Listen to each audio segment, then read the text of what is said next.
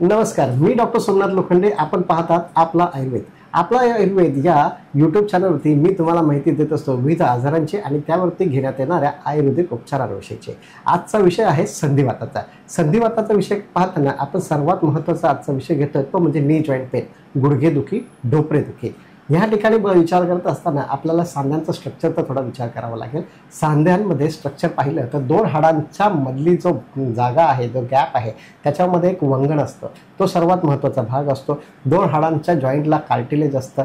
वंगण आणि कार्टिलेज ह्या दोघांमध्ये फ्रिक्शन होण्याची आणि एकमेकांना घासून देण्याची प्रक्रिया असते. दोन हाडांना घासून देण्याची प्रक्रिया असते, ही फार महत्त्वाची असते. त्याच्यानंतर त्या दोन हाडांना जॉईन करणारे मसल्स असतात, लिगामेंट्स असतात, यांचा सर्वस्वपणे आपल्याला विचार करावा लागतो. तर या पूर्ण स्ट्रक्चरमध्ये पकडत असताना दोन हाडांमधला जो गॅप आहे हा मेंटेन ठेवणं अत्यंत गरजेचं असतं. जर ते दोन हाडं एकमेकांना घासली गेली तर त्यांचं कार्टिलेजसुद्धा झिजायला लागतं. त्याच्यामध्ये असलेलं वंगण हे कमी व्हायला लागतं. पर्यायाने संधिवाताची लक्षणं वाढायला लागतात.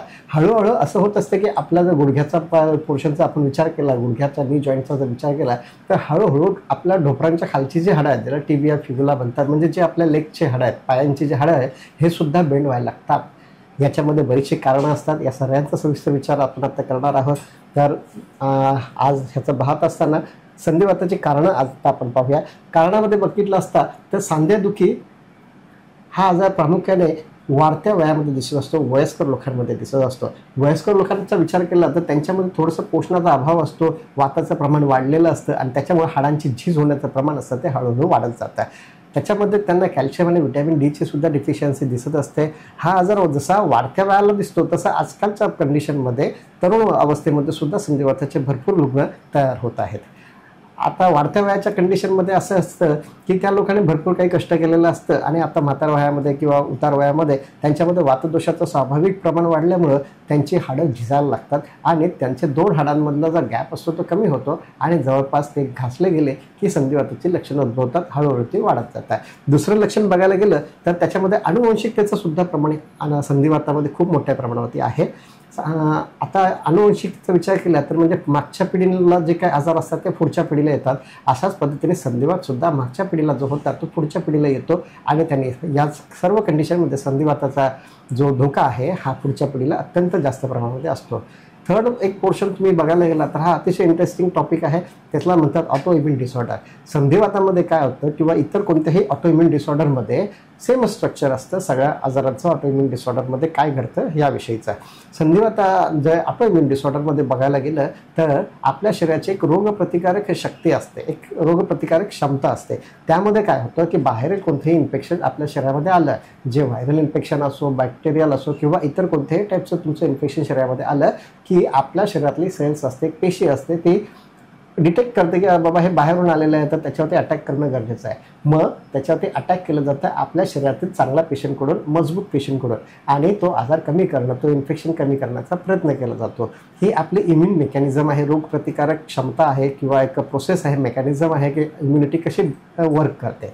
ह्या कंडिशनमध्ये ऑटो इम्युन डिसऑर्डरच्या कंडिशनमध्ये घडतं काय तर बाहेरून आलेल्या ज्या पेशी आहेत त्यामध्ये अस्तित्वात नसतात. अस्तित्वात काय असतं, आपल्याच पेशी असतात.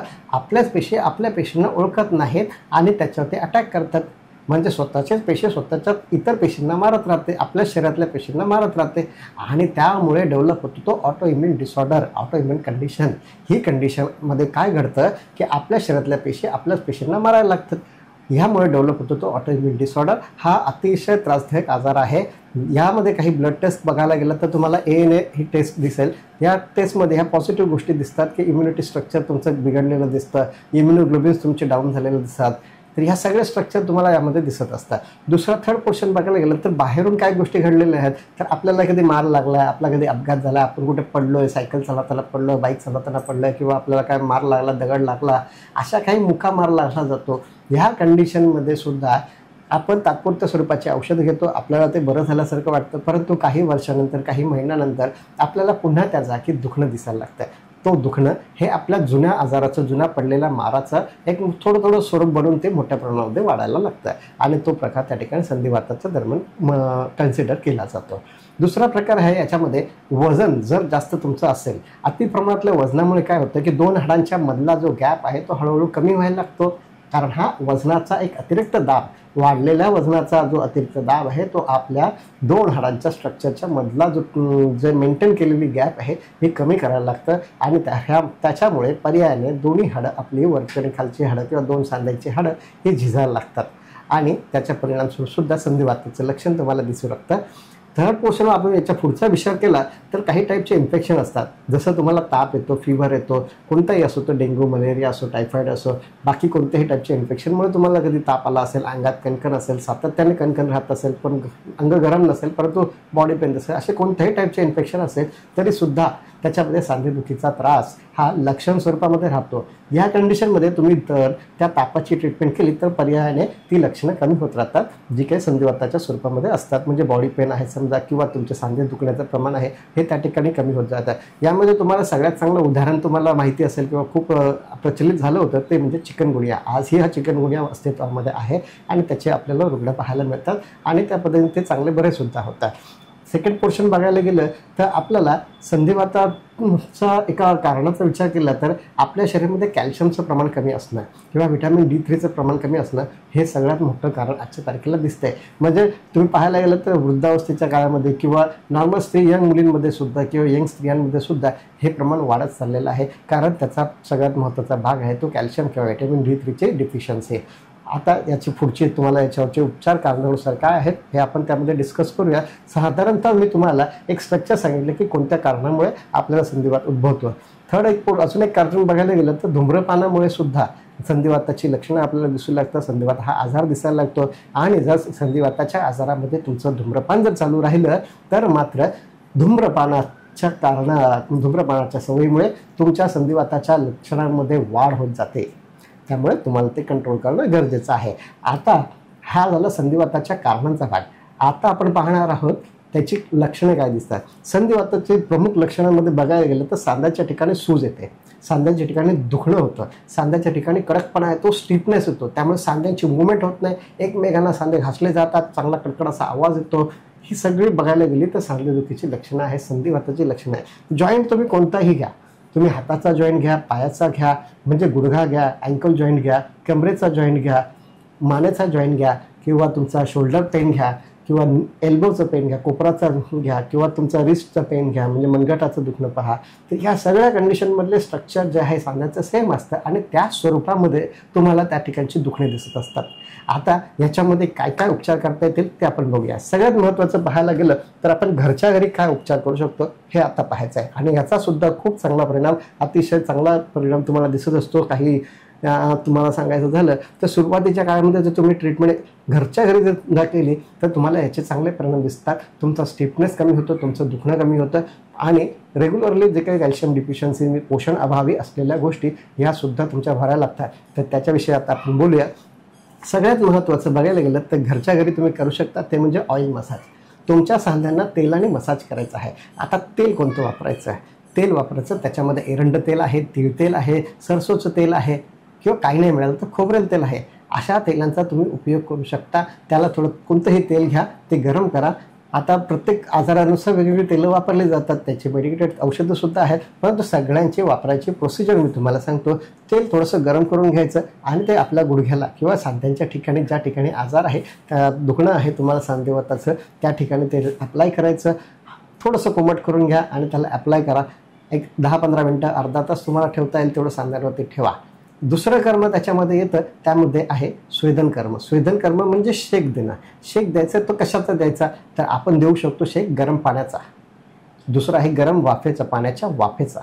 ह्याचा जर तुम्ही दिला तर आपल्या जॉईंटचा स्टिफनेस असतो तो बऱ्यापैकी कमी होतो. आयुर्वेदामध्ये ह्याचे तुम्हाला मी तेलाचा मसाज सांगितला, याला स्नेहन कर्म म्हणतात. दुसरा शेक घेणा भाग आहे तो त्याला तुम्हाला सांगितल्याप्रमाणे त्याला स्वेदन कर्म म्हणतात. या दोघांचा उपयोगाने सुद्धा तुमच्या शरीरातले सांधे असतात हे त्यांच्यामध्ये असलेला कडकपणा किंवा स्टिफनेस कमी करण्याचं काम करत असतात आणि याचा खूप चांगला परिणाम तुम्हाला तुमच्या शरीरावरती तुमच्या सांध्यांवरती दिसून येतो. दुसरा तुम्ही विचार करायला गेला तर ह्याच्यामध्ये आपण औषधी स्वरूपामध्ये काय वापरू शकतो तर मी तुम्हाला नक्की एक औषध सजेस्ट करेन, त्याचा खूप चांगला परिणाम होतो. त्याचा वापरायचा विधीसुद्धा तुम्हाला मी सांगतोय. याच्यामध्ये आहे की कल्लेश्वर आयुर्वेदा केअर निर्मित अग्रवातारी लिडिमेंट ह्या तेलाचा तुम्ही खूप चांगला उपयोग करू शकता. ह्या तेलाचा उपयोग करताना तुम्हाला हे तेल गरम नाही करायचं आहे, तुमचं कष्ट वाचतं, तुम्ही ते तेल गरम करण्याची प्रोसेस तुमची वाचून जाते. याला तुम्ही डायरेक्ट अप्लाय करायचं आहे. डायरेक्ट अप्लाय करत असताना तुम्ही कोणत्याही सांध्यावरती तेल चारही बाजूने लावायचं आहे आणि फक्त तेलकटपणा येईल अशा पद्धतीने लावून पसरवून ठेवा. 2-3 मिनटं त्या पद्धतीने थोडंसं त्याला हलका मसाज करा, थोडं हलक्या हाताने मसाज करा आणि त्याच्यानंतर तो भाग सोडून द्या. त्याच्यानंतर ते 4 ते 5 मिनटात हे तेल तुम्हाला त्या स्थानिक जागी त्या ठिकाणी सांध्यांना तुम्ही लावलं आहे त्या ठिकाणी जळजळ करतं, झोमतं, गोड झोमतं आणि हळूहळू ते तेल तुमच्या सांध्यांपर्यंत जाण्याचा प्रयत्न करतं. ह्या कंडिशनमध्ये तुम्हाला जे गोड झोमतं, ह्या कंडिशनमध्ये तुमच्या मसल्समध्ये असलेला स्टिफनेस किंवा कडकपणा हे कमी करायचं काम अग्रवातारी लिडिमेंट करत असतं. आता त्याला शेकायचं कधी, तर तुम्ही हे तेल लावल्याच्यानंतर अर्धा तास थांबून राहा. 10-15 मिनटं ते झोमण्याची प्रोसेस चालू असते, मसल रिलॅक्स करण्याचं काम चालू असतं आणि त्याच्यानंतर तुम्हाला गरम पाण्याने किंवा गरम वाफेने, पाण्याच्या वाफेने तुम्ही शेकलं तर अतिशय उत्तम गोष्ट होऊन जाईल. थर्ड तुमचा पोर्शन याच्यामध्ये तुम्हाला शेकण्याच्या प्रोसिजरमध्ये मी तुम्हाला एक सांगेन, तुम्ही कधी निर्गुंडीचा पाला वापरला असेल किंवा बघितलं असेल, त्याचं झाड बघितलं असेल, तर त्या निर्गुंडीचा पाला घ्या. त्या पाला घ्यायचा, फक्त पानं त्याच्यातले घ्यायचे, काड्या घ्यायच्या नाही. पाला घ्यायचा, त्याला कढईमध्ये किंवा तव्यावरती गरम करायचं आहे आणि एक सुती कापड घ्यायचं. त्या सुती कापडामध्ये हे निर्गुंडीचे पानं ठेवायचे, गरम पानं ठेवायचे आणि त्याला एक पोटली बांधायची किंवा त्याचा एका काय म्हणता येईल तुम्हाला रुमालामध्ये सेम असं समांतर अंतरामध्ये त्याची एक पट्टी बनवा आणि ती तुमच्या गुडघ्याच्या भोवती किंवा सांध्याच्या भोवती तुम्हाला लावायची आहे. आणि ती लावायची कधी, तर रात्री झोपताना लावायची. गरम तुम्हाला सोसवेल एवढं गरम त्या ठिकाणी लावा आणि पट्टी काढायची. आपण जो बांधलेला कपडा आहे, जो रुमाल आहे, तो तुम्ही डायरेक्ट सकाळी काढायचा, रात्रीमध्ये हात लावायचा नाही. म्हणजे त्याच्यातली जी ऊब असते ते हळूहळू तुमच्या गुडघ्यांच्या सांध्यांमध्ये जाते किंवा छोट्या मोठ्या सांध्यांमध्ये तुम्ही त्याचा उपयोग करू शकता आणि खूप चांगल्या प्रकारे तुम्हाला रिलॅक्सेशन मिळतं. हे तुम्ही घरच्या घरी करू शकता. तुमच्या जवळच्या ठिकाणी निर्गुंडीचं झाड बघा, त्याची पानं गोळा करा. मी त्या निर्गुंडीचा फोटोसुद्धा तो या डिस्क्रिप्शन लिंकमध्ये देणार आहे या व्हिडिओच्या, तर ते तुम्ही बघू शकता. दुसरी गोष्ट आहे, तुम्ही खाण्यापिण्यामध्ये तुम्ही काय वापरू शकता. खाण्यापिण्यामध्ये वापरताना मी तुम्हाला सांगेन की तुम्ही 1-1 कप दूध सकाळ संध्याकाळ घ्यायचं. 1 कप म्हणजे जवळपास 150 ते 200 ml सकाळ संध्याकाळ तुम्हाला दूध प्यायचं आहे. ह्या दुधाचा चांगला परिणाम काय होत असेल तर तुम्हाला कॅल्शियम मिळतं. कॅल्शियम हे दूध हे कॅल्शियमचा सगळ्यात मोठा स्रोत आहे. आपण लहानपणापासून दूध पित आलेलो आहे. आपण दूध पिण्याची सवय जपली पाहिजे आणि ती अत्यंत गरजेची आहे आपल्या उतार वयामध्ये. किंवा जेव्हा सांधेदुखी होईल त्या ठिकाणी तुम्ही समजून जा की तुमच्या हाडांना कॅल्शियम कमी पडतं, त्या ठिकाणी काहीतरी पोषणाचा अभाव आहे आणि आपल्याला तो द्यायचा आहे. अशा पद्धतीने तुमची हाडं स्ट्रॉंग होऊ द्या. दुसरा पोर्शन आहे, तुम्ही सकाळी जेव्हा तुम्हाला वेळ मिळेल त्यावेळी उन्हामध्ये बसणं किंवा उन्हामध्ये चालणं अत्यंत गरजेचं आहे.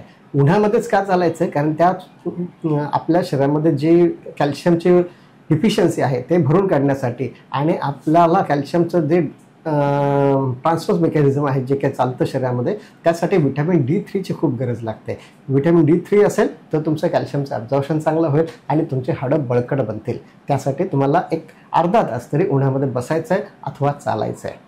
आता याच्या पुढची ट्रीटमेंट तुम्ही घरच्या घरी काय करू शकता, तर तुम्ही स्ट्रेचिंगचे व्यायाम करू शकता. स्ट्रेचिंगच्या व्यायामामध्ये सगळ्यात चांगला भाग आहे तो म्हणजे सूर्यनमस्काराचा. सूर्यनमस्कार करत असताना तुम्हाला लक्षात ठेवायचं आहे की सूर्यनमस्काराच्या 12 स्टेप्स आहेत. सूर्यनमस्काराचा व्हिडिओ किंवा त्याची जी माहिती आहे, व्हिडिओ पाहिला तर खूप चांगला आहे. त्याचे 12 स्टेप्स आहेत. एका सूर्यनमस्काराचे 12 स्टेप्स आहेत, ते तुम्हाला करायचे. ते एकदा पाहून घ्या. त्या सूर्यनमस्काराच्या स्टेप्समध्ये काय करायचं आहे की हा जो सूर्यनमस्काराच्या 12 स्टेप्ससाठी तुम्हाला 4 ते 5 मिनटं एवढा कालावधी लागला पाहिजे एवढं स्ट्रेचिंग करायचं आहे. म्हणजे प्रत्येक स्टेप तुम्हाला जवळपास 30 ते 40 सेकंड 50 सेकंडपर्यंत ताणायचे आहे, जेणेकरून तुमच्या शरीरामध्ये एक गोड ताण निर्माण होईल आणि ह्या गोड ताणामुळे तुमचं दुखणं कमी होतं. एक सौम्य टाईपची गोड स्ट्रेचिंग तुमच्या शरीराला मिळते, ही मिळणं खूप गरजेचं आहे. आता अशा पद्धतीने सूर्यनमस्कार किती वेळा करायचा, तुम्ही 1 ते 3 वेळा फक्त सूर्यनमस्कार करा. याच्यापेक्षा जास्त नाही केला तरी चालेल आणि केला तर उत्तम आहे, परंतु तो वेळ द्या, तो कालावधी द्या. ह्या तुमचा जो प्रोसेस आहे 4 ते 5 मिनिटाचा सूर्यनमस्कार करण्याचा, ह्याच्यामध्ये होतं काय की तुमच्या शरीराला जो गोड ताण मिळतो ना, त्यांनी तुमची मसल टोन सुधारते. तुमचं मसलचं जखडण आहे, आकडण आहे, कडकपणा आलेला आहे, खूप चांगल्या पद्धतीने सुधारतो. आपल्याला मसल्सचा पण विचार करायचा आहे सांधेदुखीमध्ये. मसल्स म्हणजे त्याच्यामधले लिगामेंट आलं, टेंडन आलं, या सर्व गोष्टी तुमच्या सूर्यनमस्काराने सुधारतात. पण तो अतिशय स्लो प्रोसेसमध्ये करण्याचा भाग आहे. दुसरा पोर्शन तुम्ही योगामध्ये अनुलोम विलोमचा उपयोग करा, जेणेकरून तुमच्या शरीरामध्ये ऑक्सिजनची मात्रा चांगल्या पद्धतीने जाईल. आणि परंतु ह्या सगळ्या प्रोसेस तुम्ही योग्य रीतीने करत जावा. त्यासाठी तुम्हाला यूट्यूबवरती त्याचे व्हिडिओसुद्धा मिळतील, ते तुम्ही नक्कीच पहा. दुसरा पोर्शन तुम्हाला काय करायचं आहे, तर तुम्ही जे काय जे सांधे आहेत त्या ठिकाणी कोणताही सांधा दुखू द्या, स्पेसिफिकली गुडघ्याविषयी सांगायला गेलं तर नी कॅप मिळतं. अशाच पद्धती इतर सांध्यांचा जर विचार केला गेला तर आपल्याला अँकल जॉईंटचा असेल तर त्या अँकल जॉईंटचा अँकल कॅप मिळते, नी जॉईंटसाठी नी कॅप मिळते, कमरेचा त्रास असेल तर कमरेचा पट्टा मिळतो, लंबर बेल्ट मिळतो, आणि जर मानेचा त्रास असेल तर सर्वायकल बेल्ट मिळतो. शोल्डरचा सुद्धा बेल्ट आजकाल अवेलेबल आहे, एल्बो बेल्ट अवेलेबल आहे, रिस्ट बेल्ट अवेलेबल आहे. ह्या बेल्टचा उपयोग करा, कोणताही सांधा दुखू द्या. कारण सांध्यांमध्ये किंवा हाडांच्या दुखण्यामध्ये तुम्हाला एक्सटर्नल सपोर्टची गरज असते. कोणीतरी आपला हात पकडला पाहिजे, गुडघा कोणताही सांधा पकडून धरला पाहिजे, आणि हे काम फिजिकली करणं कठीण असतं. मग मेकॅनिकली कोण करणार आहे, तर तो पट्टा करणार आहे. या पट्ट्याचा, नी कॅपचा, एल्बो कॅपचा याचा उपयोग करणं तुम्हाला गरजेचं आहे, जेणेकरून त्या सांध्यांमध्ये कंट्रोल मुवमेंट होईल. ती मुवमेंट ही वाकडी तिकडे जाणार नाही, दोन सांधे घासले जाणार नाही, थोडं त्यांना पकडण्याचा प्रयत्न केला जाईल आणि खूप चांगल्या पद्धतीने त्याचा उपयोग होत असतो. हा नक्कीच तुम्ही वापर करा. दुसरी गोष्ट याच्या पलीकडे, तर तुम्हाला थोडंसं तुमचं गुडघे दुखतात, कंबर दुखतात, परंतु या कंडिशनमध्ये मला थोडं चालणं ठेवायचं. थोडं चालणं म्हणजे किती, 20 ते 25 मिनटं, 20 मिनटं ते 30 मिनटं या पद्धतीचं शरीरामध्ये तुमचं चालणं खूप गरजेचं आहे. तुम्ही चालला तर तुमचे मसल्स आहेत ते जास्त स्टिफ्स होणार नाहीत, स्टिफनेस नाही येणार, कडकपण नाही येणार, जेणेकरून त्यांच्यामुळे थोडी फ्लेक्झिबिलिटी राहत राहील. या गोष्टी तुम्ही घरच्या घरी नक्की करा आणि याचा खूप चांगला परिणाम होईल. धूम्रपानाच्या कंडिशनमध्ये मात्र तुम्ही धूम्रपान कमी करणं गरजेचं आहे, कारण विद्यमान संधिवाताची लक्षणं धूम्रपानाने खूप मोठ्या प्रमाणात वाढायला लागतात. तर याची तुम्ही नक्कीच काळजी घ्याल याची आशा आहे. आता आपण पाहणार आहोत आयुर्वेदिक औषधाने हा संधिवात कसा बरा केला जातो. आपण घरगुती उपचार पाहिले, हे तुम्हाला नियमित स्वरूपामध्ये भले आठवड्यातून 4 दिवस 5 दिवस का असेल ना करायचे आहेत. आता आयुर्वेदिक औषधांमध्ये काय आहे, काय उपयोग करू शकतो, कोणत्या औषधाचा काय उपयोग होतो हे पाहूया. आयुर्वेदिक औषधामध्ये तुम्ही बघितलं तर कल्लेश्वर आयुर्वेदा केअर निर्मित अग्रवातारी टॅबलेट ही संधिवातामध्ये अत्यंत प्रभावी आहे. संधिवात किंवा आमवात या दोन्ही आजारांच्या प्रत्येक अवस्था आहेत, प्रत्येक स्टेजेस आहेत. त्या दोन्ही स्टेजेसमध्ये सुद्धा अग्रवातारी टॅबलेट अत्यंत उपयुक्त आहे. अग्रवातारी टॅबलेट काम काय करतं, अग्रवातारी टॅबलेटमुळे सांध्यांच्या ठिकाणी आलेला शुष्कता, ड्रायनेस, त्या ठिकाणी वाढलेला वातदोष कमी करण्याचं काम हे अग्रवातारी टॅबलेट करत असतं.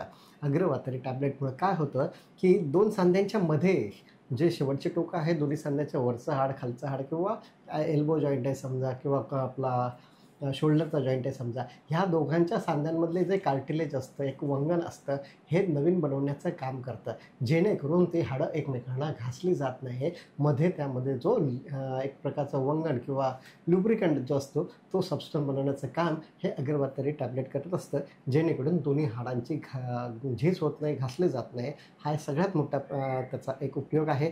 दुसरं आपण बघायला गेलं तर सांध्यांच्या सभोवताली असलेल्या मांसपेशींना जी सूज आलेली असते घर्षणाने किंवा रेग्युलर हालचालीने, रेग्युलर जी गतिविधी आपली चालू असते त्यांनी, ती कमी होण्यासाठी, तिथं आलेली जी सूज आहे ती कमी होण्यासाठी अत्यंत चांगला परिणाम आपल्याला अग्रवातारी टॅबलेटचा दिसत असतो. म्हणजे ओव्हरऑल बघितलं तर तुमच्या सांध्यांना एक ताकद दिली जाते, एक स्थैर्य दिलं जातं.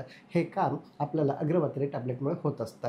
आपण दुसऱ्या गोष्टीकडे बघायला गेलं तर अग्रवातारी टॅबलेटमुळे तुमच्या शरीरातील जे सांध्यांमधले जे धातू आहेत, जसं की हाडं आहेत, मांसपेशी आहे, टेंडन आहेत, मसल आहे, यांना एक विघटनात्मक प्रक्रिया चालू असते, झीज होण्याची प्रक्रिया चालू असते. ही झीज कमी करायचं काम अग्रवातारी टॅबलेट करत असतं. आता आपण मध्ये बोललो होतो तो एक ऑटो इम्युन डिसऑर्डरविषयी बोललं होतं. त्या कंडिशनमध्ये सुद्धा आपल्याला शरीरामध्ये एक डिजनरेटिव्ह डिसीजेस आहेत काही, किंवा जे ऑटो इम्युन डिसऑर्डर्स आहेत, ह्याच्यामध्ये एक विकासात्मक प्रक्रिया होत राहणं गरजेचं असतं. म्हणजे आपल्या शरीरात त्या ऑटो इम्युन डिसऑर्डरचे जे काही दुष्परिणाम झाले ते कमी ठेवून आपल्या शरीरातले धातू वाढवायचं काम हे अग्रवातारी टॅबलेट करत असतं, जेणेकरून आपल्या सांध्यांचं एक चांगल्या पद्धतीने त्याला ताकद देणं, स्थैर्य देणं हे काम आपल्याला त्या ठिकाणी दिसत असतं. अग्रवातारी टॅबलेटच्या सोबत तुम्हाला लोकल ॲप्लिकेशनला अग्रवातारी लिनिमेंटचा खूप चांगला फायदा होतो. मी तुम्हाला घरगुती उपायामध्ये जे स्नेहन कर्म सांगितलं होतं, तेल लावून, ऑइल लावून मसाज करायचं, त्याच्यामध्ये हे अग्रवातारी लिनिमेंट खूप चांगलं काम करतं. ते तुम्हाला सोबत औषध घेता येतं आणि बेसिकली ह्या औषधांचा कोणताही दुष्परिणाम नाही, कोणताही साईड इफेक्ट नाही आहे. ह्या औषधामध्ये कोणत्याही प्रकारचं स्टेरॉइड नाही आहे आणि ह्या पद्धतीने तुम्ही प्युअर आयुर्वेदिक इन्ग्रेडियंट असलेलं हे आयुर्वेदिक औषध आहे. याचा खूप चांगला परिणाम करू शकता.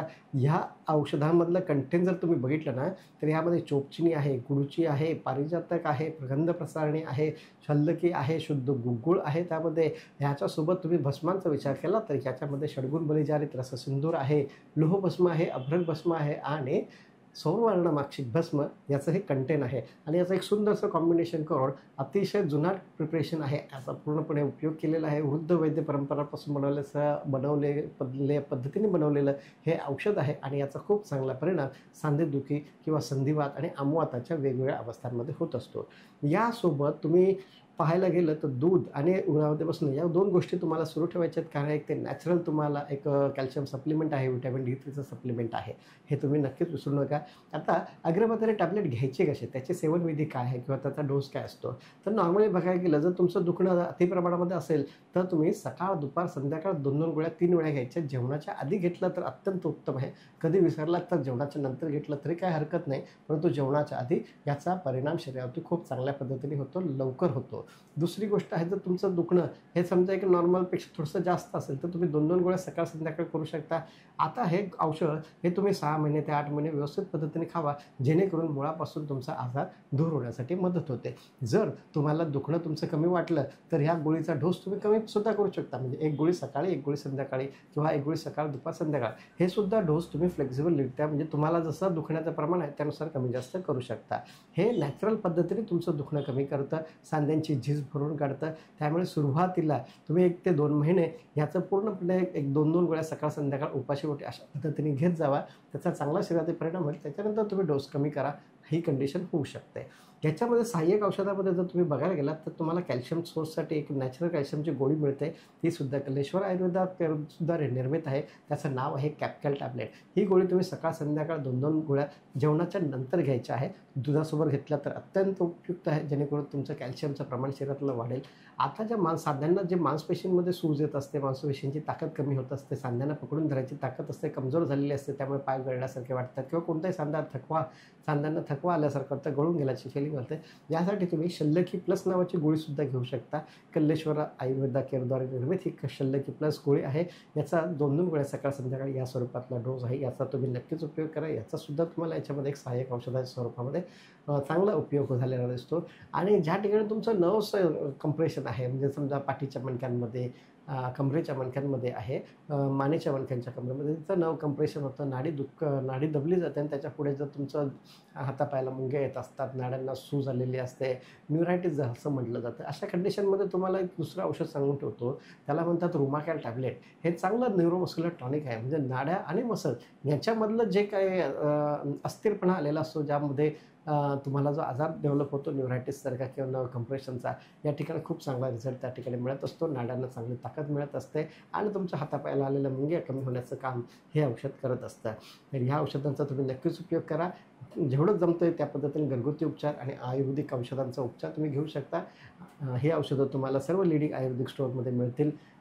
याविषयी जर तुम्हाला कुठे नसेल मिळत तर तुम्ही आमच्या वेबसाईटवरून सुद्धा ऑर्डर करू शकता आणि तुम्ही आम्हाला भेटू शकता. आमच्याशी कन्सल्टिंग करण्यासाठी आम्ही तुम्हाला ॲड्रेस समोर दिसत तुम्हाला डिस्प्लेमध्ये शो करत आहोत. नक्कीच तुम्ही या औषधांचा उपयोग करा. काही शंका असल्या तर आम्हाला नक्की भेटूया पुढच्या भागामध्ये. धन्यवाद.